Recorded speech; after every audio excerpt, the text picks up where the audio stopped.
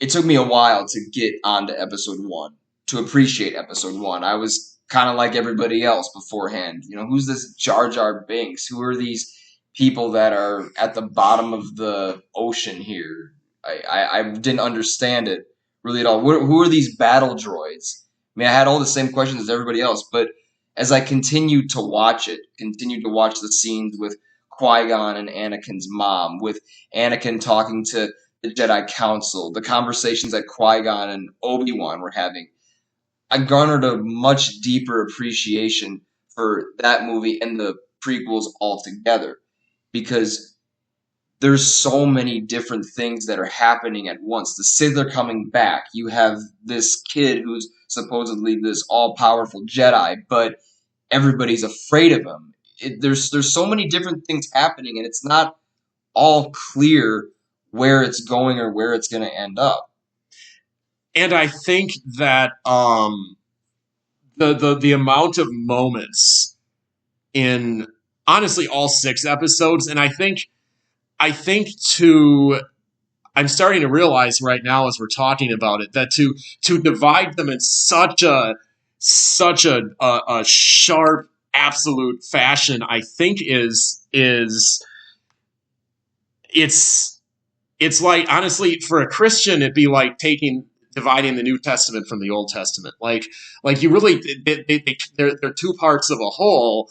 And like I was suggesting before, I think that 4, 5, and 6 are a lot more morally ambiguous. It's almost exactly like the relationship between the Old Testament and the New Testament.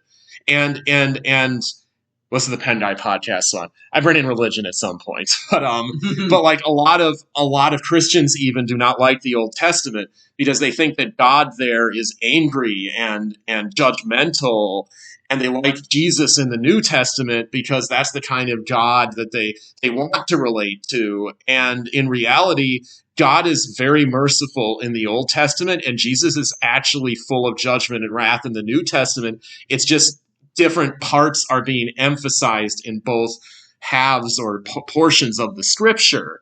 And I think it's the same kind of thing here, that there's a lot of ambiguity in 4, 5, and 6.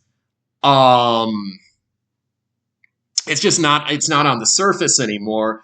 And there's a definite good versus evil dynamic in the prequels. It's just that none of the characters are like what the Sith represent is definitely evil. Oh, what Palpatine is doing is unambiguously evil. It's more that no one is necessarily representing good. Although characters like Yoda and Mace Windu, Obi-Wan, Qui-Gon, they still basically do. Essentially, I mean, maybe not, because Mace Windu at episode 3 basically says, forget it, the Sith are coming, we need to declare an emergency dictatorship here, if I remember right.